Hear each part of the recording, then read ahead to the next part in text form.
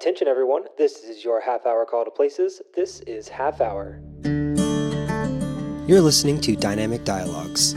Whether you're a long-standing professional in the field, an aspiring stage manager, or simply curious about what happens behind the curtain, you're invited to be a part of this immersive journey as we explore the intricacies of leadership, entertainment, and what it means to be human. Welcome back, everyone. Today I'm trying something a little new. Trying this video podcast thing, so please bear with me. I'm going to be looking at my notes, which are right here in front of me. And today we are talking about conflict resolution, which is a pretty common thing that we have to deal with in stage management, as you may know if you're just a stage manager. If you're not, you will hear a little bit about conflict management and resolution. And even if you're not a stage manager, I'm sure you've dealt with conflict before. Right? We all have. So, conflict can easily become an issue when we're working closely with each other, especially in productions.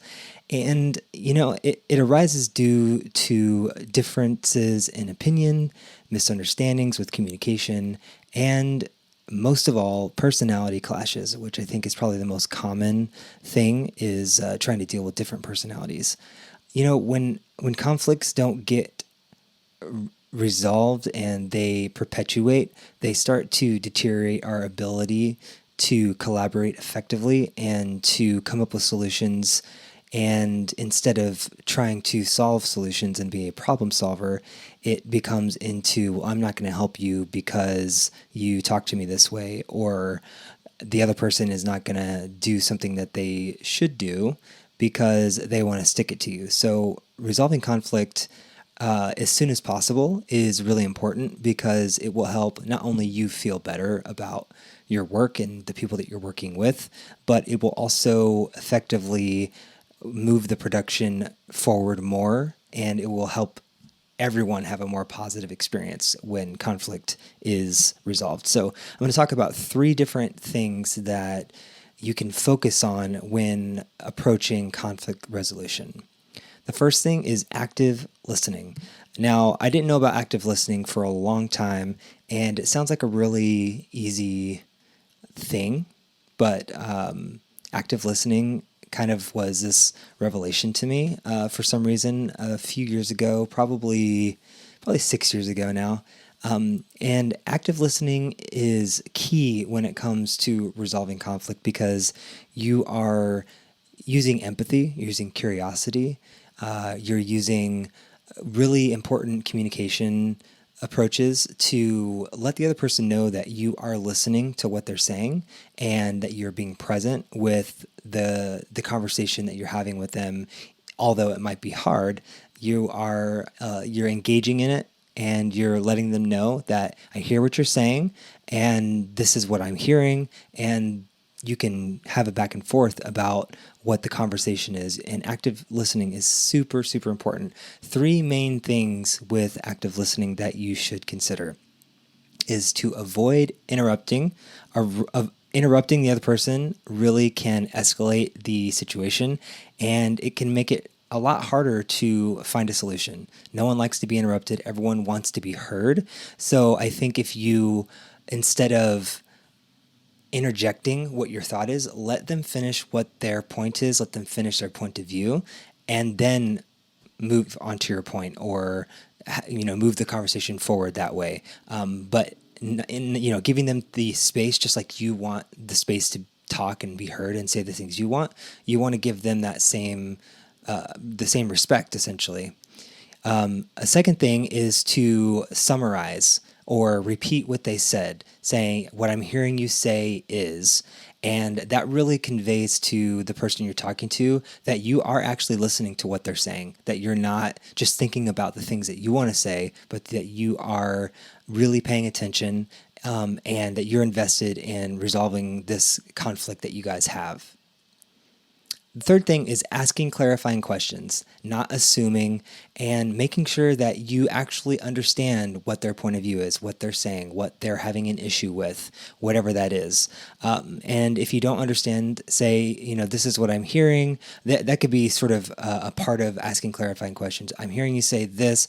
Do you mean that this has to be turned in by tomorrow, or that you expect this to be done by tomorrow. Whatever that question is, it helps both of you to be on the same page and to make sure that what you're hearing is true, and that gives them an opportunity to clarify anything that they may have miscommunicated to you or that you may have misunderstood in their communication. So when you use active listening, you're really showing the other person that you value their opinion and that you're willing to work towards a solution. And it can also help to identify misunderstandings and especially assumptions that we make all the time in our communication. So active listening, super, super important to conflict resolution. The next point I want to make is staying calm. We work in high stress environments and things that spike our stress and our awareness around a lot of things. So when something happens that, makes us have a knee-jerk reaction, it's important to stay calm and to not let our emotions take over. If that means you need to take a minute, take a breath, to let yourself think through a response first, to sort of process that internal monologue for just a moment before you react. I think having that buffer is super important, first of all. So a few ways that you can help yourself to stay calm is to just take a deep breath. Deep breathing can really relax your body, your muscles, your mind. Using meditation is super helpful for that. So if you don't know something about meditation, please check that out. There's so much resources. I've personally used meditation a lot, and it's helped me tremendously to be able to prepare myself for those sorts of situations. Besides taking deep breaths and, possibly helping yourself ahead of time, like I said, if you get in a situation where your stress is spiked, just, take a deep breath. It's going to be okay. It's not the worst thing. And, just give yourself a little bit of time to just clear your mind really quick. Calm down. If you have to step away for a moment, just say, I need a moment and I'll be back in 5 minutes. If you're able to, you're not always going to be able to. So that's why I think, having a mindfulness practice is super important, because we as stage managers and leaders often don't have the benefit and the opportunity to always walk away in a situation, and we have to make decisions and we have to have conversations right then and there. So having the ability to really be able to respond in a calm manner is super, super crucial. The last thing in terms of staying calm is to focus on the issue. Try not to get distracted with peripheral issues or things that have led up to what has happened or things that might have happened after the fact. Really focus in on what you're talking about and don't have crosstalk about different things. Really hone the focus in on what the conflict is about and try to stay within that bubble, because when you start bringing in other elements or other people that weren't involved, it can get really foggy and it can get really messy really fast. So just focus in on what you're talking about, and I think that can overall help the conversation to stay a little bit more calm and help you stay more calm. The last thing I want to talk about is focus on finding a solution. Trying to blame someone or make someone else responsible isn't necessarily going to solve the problem. So really trying to focus on what the solution is, taking responsibility for how you can help, what you've done to contribute to that, and how you can move forward in solving the conflict and also having the conflict not occur again. The ultimate goal is to find a solution to the conflict. Here's a few things that I would recommend. When you're talking to the other person or a group of people, have a brainstorm. What are some possible solutions that can help solve this conflict or prevent it from happening again? Encourage open communication, be transparent, be honest about your expectations, where you're coming from, what you expect from other people. That's super important, and it opens up the conversation to where it's not you're telling someone or you're removing yourself from the conversation, but you're participating and contributing in what the solution is going to be. Next thing is to consider all options. There's not only one way to solve a conflict. There's not only one way to do something. There's a multitude of ways, and there's varying perspectives and points of views and stakes that people have for how to solve something and how it's going to affect them. So be mindful and be sensitive to all all possible solutions that could be on the table. Let them all be on the table. And as a group, you can decide which ones are the best fit for this particular situation. Lastly, agree on a solution. In order to move past a conflict, you have to agree on a solution. And you have to be able to move past this so that it can go from a conflict to a solution, and that in the future, it won't be a conflict. And if it is, it hopefully will not be as big of a conflict because you've already figured out how to solve it in the future, and so that it won't happen again. So these are a few really easy ways to solve conflict and to really mitigate it in the future, and how to work as a team to really talk through the conflicts that we experience as leaders. And they're not going to be easy. They're going to be hard. Conflict is hard. And having difficult conversations about the way that we feel, our values, the way that we approach work, our leadership styles, these are all really difficult things to talk about because we have different ways of accomplishing the same goal. And that's ultimately what it comes down to, is that, we are working towards a common goal, and we all have different approaches. We'll all do it different ways. We'll all have a different opinion. We all come from different parts of the world and different points of view. And so that is informing everything that we do and how we approach conversations and communication with people.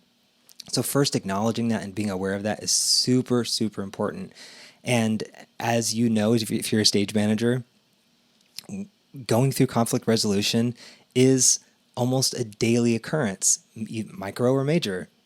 Things constantly come up, scheduling or personality differences. There's always something that is occurring, especially in high stress environments. So we have to be really aware. We have to listen. We have to stay calm, and we have to find solutions. That's the basic nomenclature of how we can solve the conflicts that arise.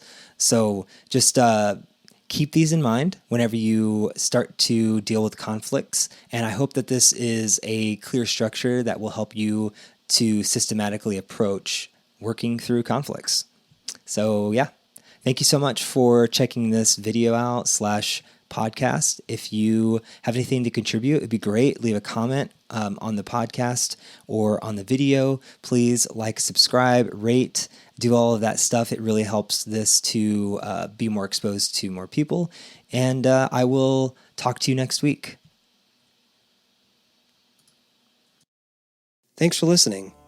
If you enjoyed this episode, please consider checking out the Half Hour blog at itshalfhour.blog, where we have multiple articles around leadership topics, communication tips, and much more.